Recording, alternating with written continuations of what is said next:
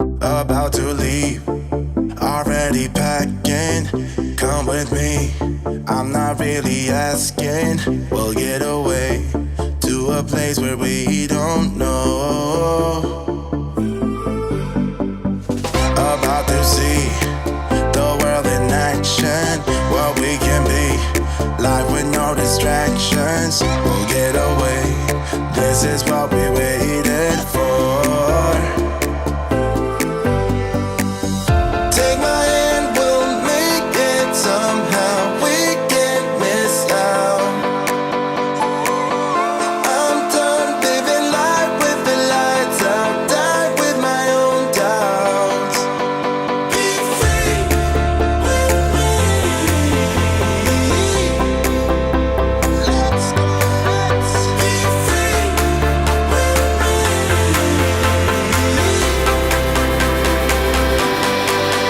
Be free.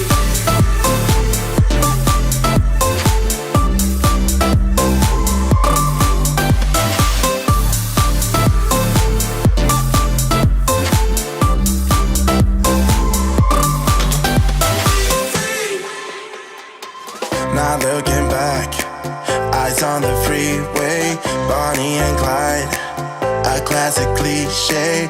We're on the run, this is what we waited for. Take my hand, we'll make it somehow. We can't miss out. I'm done living life with the lights out. Die with my own doubts. Be free.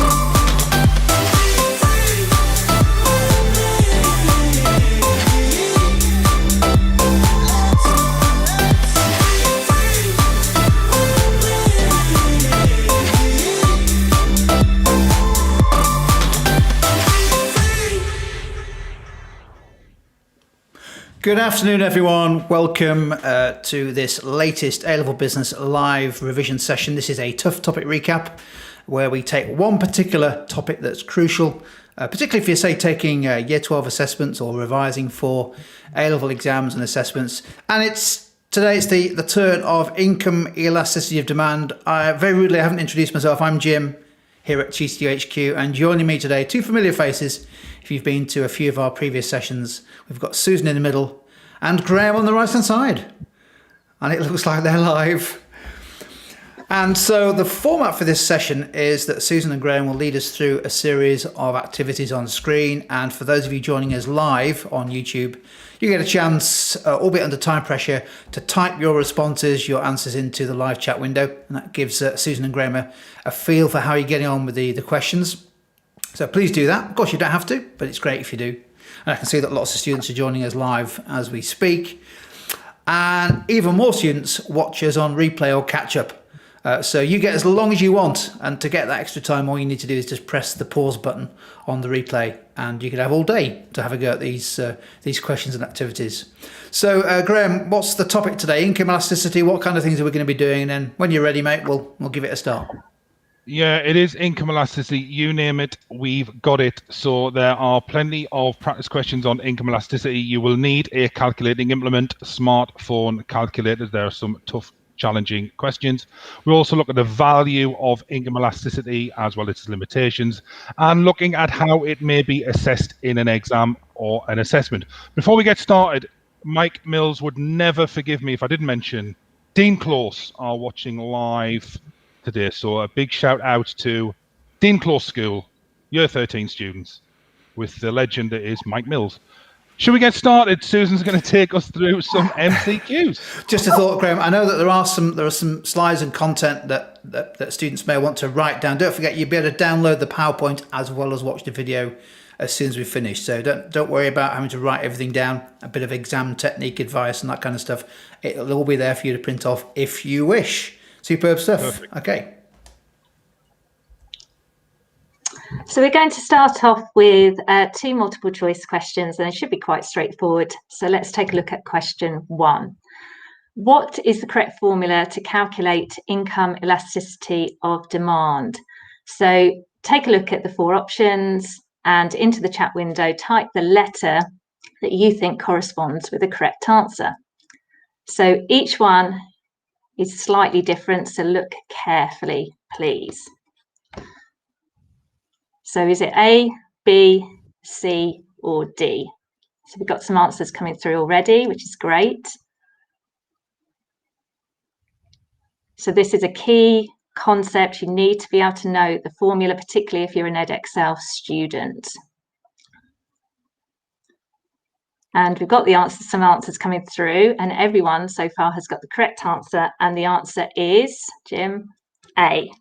So remember, income elasticity of demand shows the relationship between quantity demanded and changes in income levels. And it's measured by the equation that you can see here, which is percentage change in quantity demanded divided by the percentage change in income. And everybody got that correct. So that's brilliant. Now, as I mentioned, Edexcel students need to know the formula because you may be asked calculation questions in an exam. However, if you're an AQA A-level student, you won't ever be asked to calculate income elasticity of demand in an exam. However, knowing and understanding the formula will really help your understanding of this key concept. What you need to be able to do if you're an AQA student is interpret and analyse the impact of changes in income on revenue. And a great question to look at if you're unsure of the type of question that AQA could produce on this topic area is in the June 17 paper 1 paper, where there's some income elasticity of demand data linked to coffee and tea sales, and how a change in income levels affects the sales volume for hot drinks. So that's a great question to look at. Okay, well done, everyone. Everybody got the right answer. So let's take a look at question 2. The product of a business has an income elasticity coefficient of minus 0.5. If incomes increase by 5%, what will happen to the quantity demanded? So A, will it decrease by 5%? B, increase by 2.5%? C, decrease by 2.5%? Or D, increase by 5%? So again, look at those options carefully and type into the chat window the letter that you think corresponds with the correct answer. So we've just looked at the formula. Remember, it's really important that quantity demanded always appears on the top of the formula. So Q always becomes before the Y, which goes on the second part of the formula on the bit underneath. So we've got some answers coming through, and everyone at the moment says great responses. Everyone's consistent with option C. So let's take a look at the answer, Jim. So the answer is C. So well done. So looking at the formula and applying the formula to this data that we've been given, we can see as the coefficient is minus 0.5 and incomes are increasing by 5%, all we need to do is multiply 5% by 0.5 or minus 0.5, and that will give us a decrease by 2.5%. As the coefficient is a negative figure, we know that as incomes rise, demand must be falling for this product as it is an inferior good. And all that means is as you earn more money, you buy less of this particular type of product and you'll start buying other products instead. So well done, everyone. Everybody got C, so that shows great knowledge to start off with. So we're just going to take a look at some exam gold. So as I mentioned, income elasticity of demand measures the responsiveness of demand after a change in income. And it's measured by this formula, the percentage change in quantity demanded over the percentage change in income. So remember, the Q always comes on the top of the formula, and that's the same for PED as well. I've just mentioned inferior goods. So moving on to normal goods, and most goods are normal goods, as an increase in consumer income will lead to an increase in the quantity demanded, whereas a decrease in consumer income will lead to a decrease in the quantity demanded. So normal goods can be split into luxury and necessity goods. So if, for example, there was a 5% increase in income levels, this would enable consumers to spend approximately 5% more in total on products, but the spending would differ between different products. So whether a product is a luxury or necessity is a key factor influencing the income elasticity of demand. It is significant to businesses as it can impact on the quantity demanded. For example, if the economy goes into recession, so people start losing their jobs and incomes fall, then proportionally less money may be spent on luxuries, impacting the quantity of demanded. These products will have an income elasticity of demand of higher than 1 and will be classed as income elastic. And Graham will talk about this a little bit more later on. Businesses who sell products deemed as necessities may find that demand is less sensitive to changes in income. And this is because for necessities, it's likely that a rise in demand is smaller than the rise in income. And this results in the income elasticity of demand being greater than 0, but less than 1. And these products would therefore be classed as income inelastic. So I'm going to hand over to Graham now, who's going to complete some calculations with you. Thanks, Susan, for that. Great stuff, everyone. So we're going to do a 60-second challenge. You have a question on screen. You have 60 seconds to complete it. I'll just read through it. So we've got a bakery here located in County Durham, which is real and exists. It's called Bread Pit. Now, after local incomes increased by 5%, the owner of the bakery noticed that the quantity demanded for their specialty sourdough bread increased from 60 units per week to 66 units per week. Can you calculate the income elasticity of demand for the sourdough bread? You have 60 seconds with which to do that. If you manage to do it, please type your answer into the chat window. Can we start the timer, please, Jim?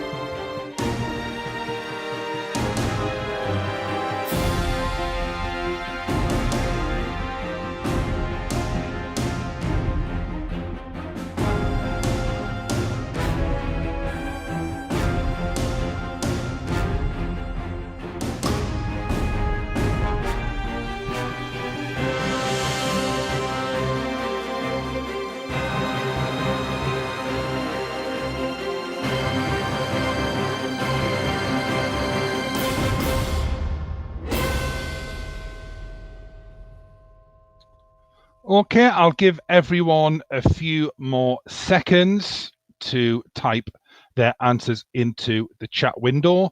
Now, in order to calculate this, you do need to work out the percentage increase in the quantity demanded. Now, percentage increases and decreases is an area that some students do find challenging, and it is so important that you are on top of your quantitative skills, especially percentage changes. So make sure you can comfortably calculate percentage increases and decreases. Remember, the difference divided by the original times 100 will always lead you to the percentage increase or decrease. So make sure you're on top of your percentage increase and decreases. Now, lots of answers coming into the chat window now. And I think so far, most people have got the answer correct. One slight thing missing from most answers was the plus sign before the number. That is so important. Please, if you have to calculate income elasticity demand, if you're an Excel student, it is vital that you put the plus or the minus depending on what it is in front of the number, and it is indeed 2. It is +2. So the first thing we can do is work out the percentage change in quantity demanded. As I said before, the difference divided by the original times 100. So in this case, the percentage change in quantity demanded was 10%. The percentage change in income we were given that is 5%.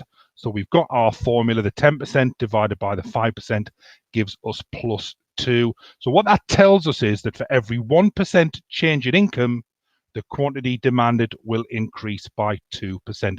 So it is really important you fully understand what that coefficient means. Well done, everyone. Let's move on to the next slide, Jim. And so Susan's touched on this, but this is a really useful slide. If you print this out maybe and put it in your notes, this just gives a little bit of explanation on the coefficient. So the coefficient tells us the extent to which the quantity demanded will be affected by a change in income. For example, a coefficient of +0.5 tells us that for every 1% change in income, the quantity demanded will change by 0.5%. Now, Susan mentioned luxuries earlier on. Now, luxuries tend to have an income elasticity of demand coefficient of greater than 1, where necessities have an income elasticity of less than 1, but greater than 0. Now, inferior goods, we touched on this earlier, have a negative income elasticity. This is why it is so important that when you're calculating income elasticity, you put the plus or the minus depending on the type of good or product it is. So inferior goods have a negative income elasticity, i.e. less than 1. As incomes rise, demand falls. This is because consumers often switch to better alternatives and substitutes become more affordable. Okay, let's move on to another question. Now, this is slightly more challenging. So we've got a business here, a Thai takeaway located in Gloucester. Titanic always goes down well. Takeaway. The takeaway sells on average 200 of the chef's specials per week, priced at £10. Now, the owner of the restaurant estimates that the income elasticity of demand for the chef's specials is +0.5.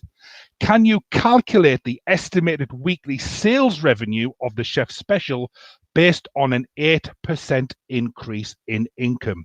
So this is slightly more challenging. This is going to really test whether you understand the coefficient and then apply that to a change in revenue. So can you please calculate the estimated weekly sales revenue of the chef's special based on an 8% increase in income? Jim, can we start the timer, please?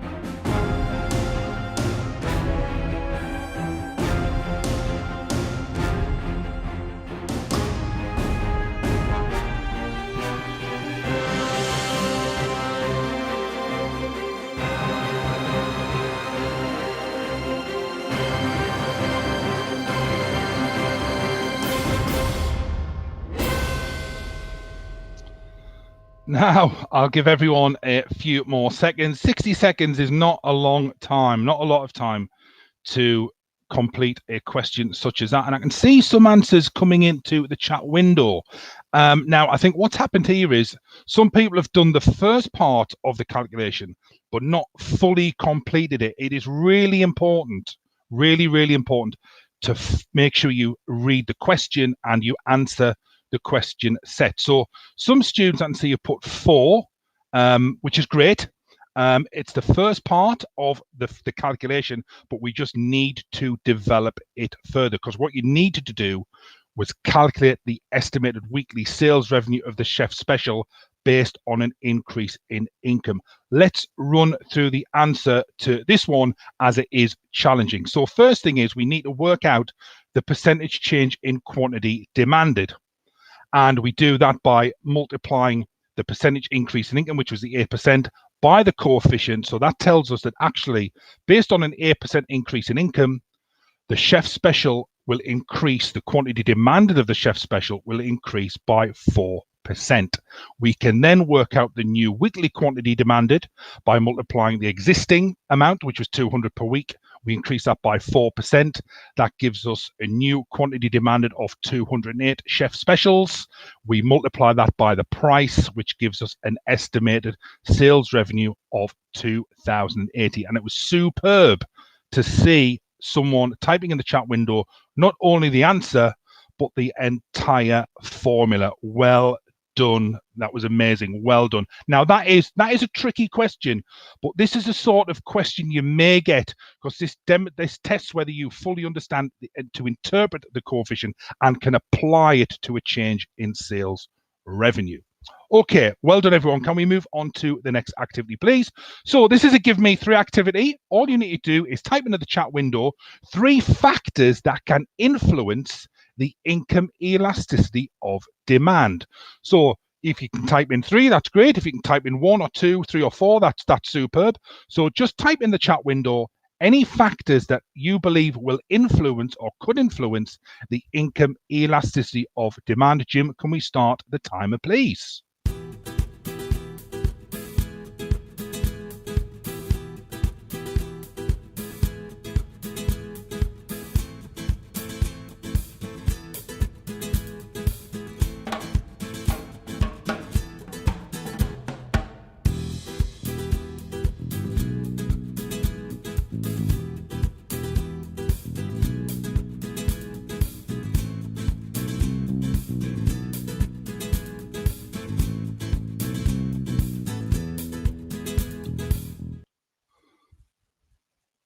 Okay, superb, superb. The music came to an abrupt end. A bit of Brazilian grooves there, some nice bongo music. Actually, I got hit on the head last week by a set of bongos, and the doctor said I've got mild percussion. So there we go. Jim, can we reveal some factors influencing income elasticity of demand? And it was great to see so many typed into the chat window. So Phoebe put there whether it's a necessity, whether it's a luxury item. Tom said depending on whether it's needed or not. Nexi said whether it's a trend. Nearly is talking about competitors in the market. All really valuable points. So the type of product is a key influence on the income elasticity of demand.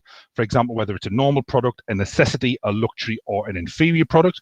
Whether incomes are about to change is also a valid influence on income elasticity of demand. And this is one that's a bit more sophisticated, the time period. Now, in the long term, consumers' consumption patterns change. For example, 10 years ago, a mobile phone would possibly be seen as a luxury, whereas today it's deemed as a necessity. So that also ties in with the type of product.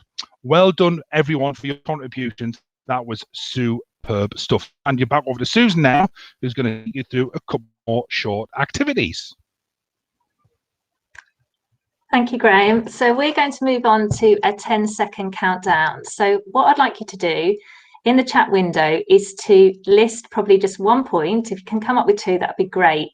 But you've only got 10 seconds to list a point that tells me a benefit or the value of income elasticity to a business. So why is it useful if a manager of a business knows the income elasticity of demand for a particular product? So 10 seconds. Jim, if you could start the countdown now, please, that'd be great. T-minus 10 seconds. 10, 9, 8, 7, 6, 5, 4, 3, 2, 1. We have ignition.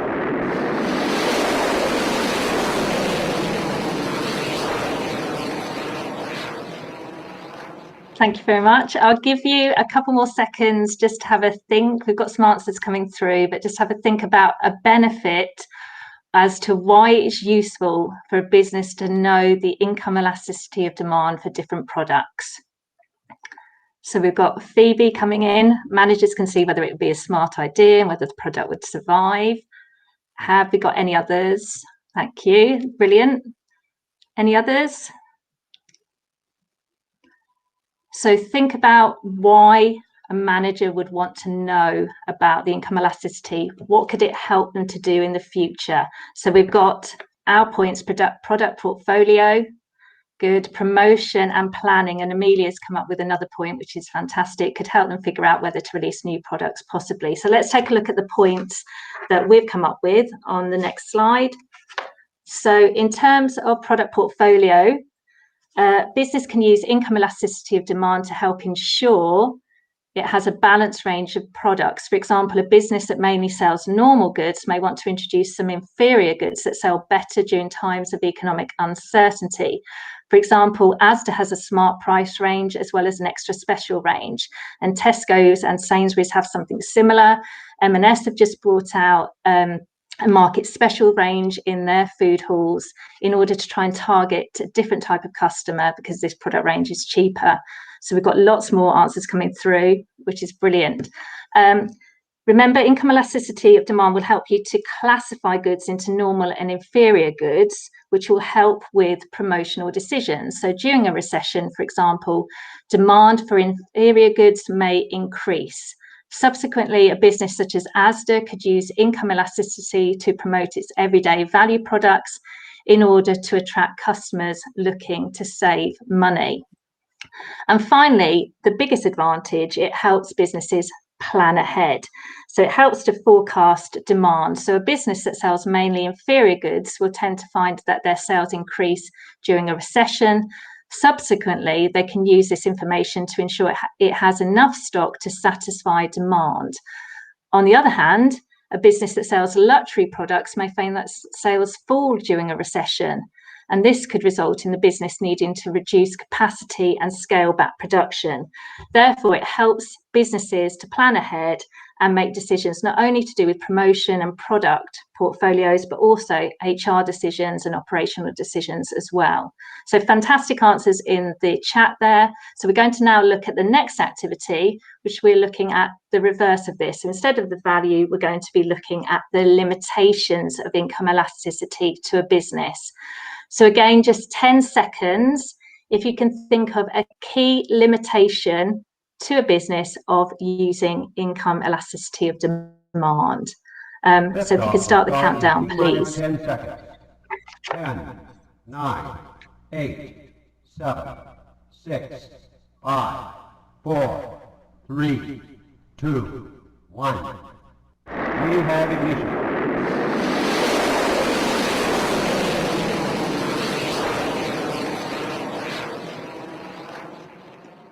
Thank you. So let's just give you a few more seconds. We've got some answers coming through, but just have a quick think about the limitations. It's not a lot of time, 10 seconds, but practicing planning points will really help you in exams, because obviously in exam situations, you're always pressured for time. So let's take a look at our points. So we have income elasticity of demand will be different for different customers, and other factors affect demand. So let's take a look at the explanations. So it is impossible to measure the change in customers' individual income, as everyone's income will be different, and therefore income elasticity of demand will be different for different customers. In terms of the second point, other factors affect demand. Income elasticity of demand assumes that other things remain equal while income changes. And in theory, this isn't the case. It doesn't happen in reality. There may be changes in the market that affect the level of demand independently of income. So income is just one factor that affects demand. Other factors that affect demand include the price of substitutes and complementary goods. And remember, complementary goods are goods that as sales of one product goes up, sales of another product will go up at the same time because they're used jointly. So for example, Xbox consoles and Xbox games. Fashions and tastes and preferences may change. Advertising and branding may affect demand and the positioning of the product, as well as seasonality. So thank you very much for all your contributions. That's brilliant. So you've looked at the value and the limitations there, and I'm going to hand over to Graham now for another calculation.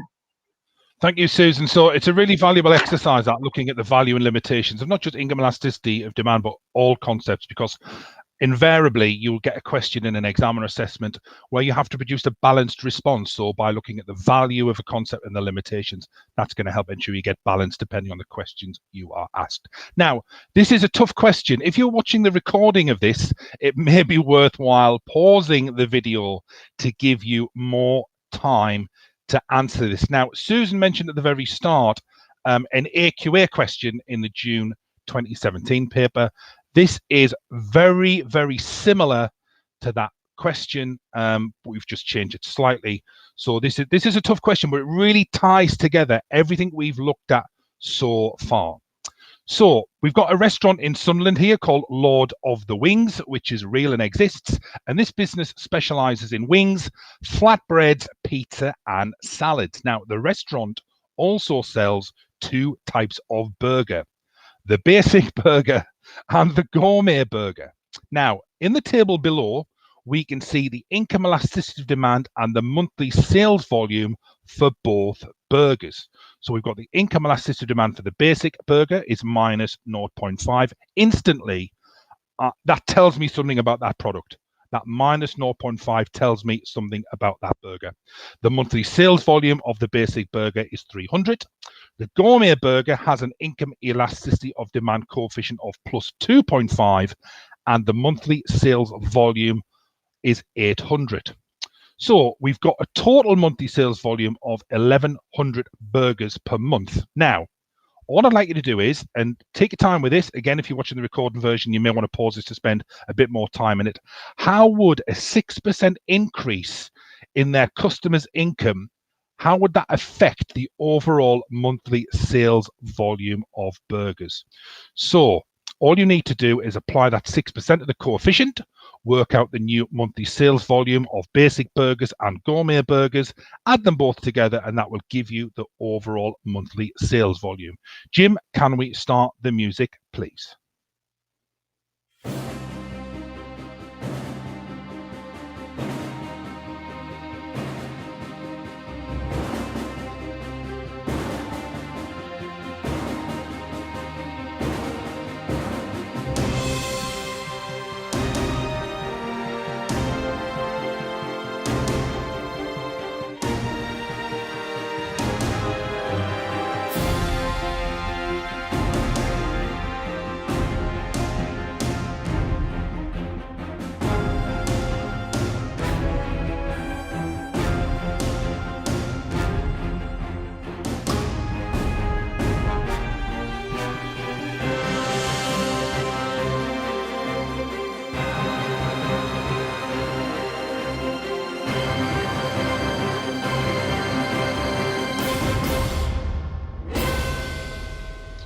Now, I'll give everyone a few seconds to catch up. There's lots of comments in French in the chat window. I can't speak French, but such is life.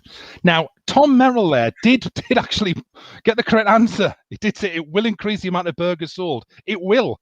Maybe I wasn't specific enough in the question. I think I wanted the actual amount. But you are correct. You are correct. It will increase the amount of burgers sold. What we want to know is why and how. So this was a tough question. This was a tough question. Let's run through the answers. So, first of all, we need to work out the percentage change in quantity demanded of basic burgers. Now, we know it's an inferior good. So when incomes increase, the quantity demanded will fall. It will fall by 3%. So that is the 6% increase in income multiplied by the minus 0.5. Therefore, the new quantity demanded for basic burgers will be 291. Now, the percentage change in quantity demanded of gourmet burgers, that's a luxury product. That's a luxury product. So, Tom saying, where did the 6 come from? That is a 6% increase in income, which we need to apply to the coefficient to find out our new quantity demanded. So, in the case of gourmet burgers, the income elasticity demand coefficient was plus 2.5. So we multiply that by the 6, which tells us that if incomes increase by 6%, the quantity demanded of gourmet burgers will increase by 15%. So we increase the 800 by burgers. So from that, we can work out our new overall sales volume, the 291 plus the 9 maybe worth revisiting this, because this question has previously came up in an exam in a similar format, and a lot of students really did struggle with it. What students struggled with the most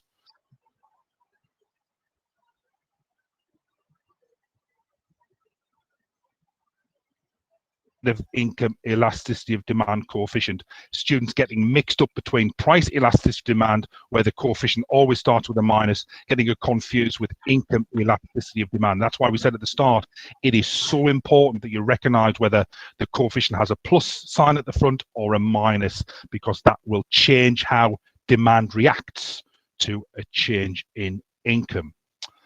Okay, we've crammed an awful lot in there. We're just going to finish off with a little bit of exam goals. So, income elasticity demand, it's no surprise, it's a challenging topic, which makes it a popular topic, and it can be examined in various ways. For example, depending on your exam board, you may be required to calculate the income elasticity of demand for a product or service. So if you're an Excel student, that's been examined before. Students were previously asked in an exam to calculate the income elasticity of demand. You may be asked to analyze or assess how sales volume or revenue might be affected by a change in income, just like we've done in our previous activity. You may be asked to analyze or assess the factors that influence the income elasticity of demand for a product or service, as well as looking at the value of income elasticity, which we looked at with Susan when we looked at the value and the limitations of income elasticity as a concept. Now, even if you're not asked a specific question on income elasticity demand, you can always use the concept, if it's appropriate, to strengthen your application, analysis, and evaluation. That is the beauty of business models, theories, and concepts. That you can often use them to season your answer and get stronger application, greater depth of analysis, and more robust evaluation. Okay, I think we've, I'll say it again, we've crammed an awful lot in. We've crammed an awful lot in, and the level of interaction, guys, was absolutely superb. So hopefully you found that useful. We're going to make the PowerPoint available to download, so you can download that and maybe have that as part of your notes. You can watch this again and watch the recording, maybe if you're unsure of some of the concepts, because we did. It's a tough topic, and it's one that you really need to get to grips with. Would Susan anything to add? I thought the interaction was superb. No, thank you. Yes, and Nexi speaking in French, I can translate what she'd written. So it was she'd written a good point about you can't predict income elasticity today and in the future. So it's really, really good. So thank you very much. Yeah, as Graham mentioned, the if you go to tutor2.net/live and the replay section, I think looking at the clock there, in about 2 minutes' time, the PowerPoint will be available to download. So go grab that and print it off. If you, particularly the exam gold slides, they're really useful. Yeah. And so I think also, I'm not sure that we mentioned this earlier. We did a previous tough topic live session on price elasticity of demand, and it's almost like those two together are worth spending some time revising, because it's very unusual for those one or both of those concepts for those not to appear in an assessment that you might take. So well worth getting on top of those, I think. G. Yeah, definitely. You know, the both sides of the same coin, really. Price elasticity demand and income elasticity demand are really important concepts, and as I mentioned earlier, very easy to get the two mixed up. So make sure you're really on top of your knowledge and understanding of both concepts. So we're going to continue running some live revision sessions up until the summer. So just look out for those. Please subscribe to our YouTube channel, and if you like this video, please give us a thumbs up, and hopefully we will see you at a revision session soon. Thanks very much for spending Friday with us. Thank you, and see you soon. Goodbye now. Cheers, everyone. Bye.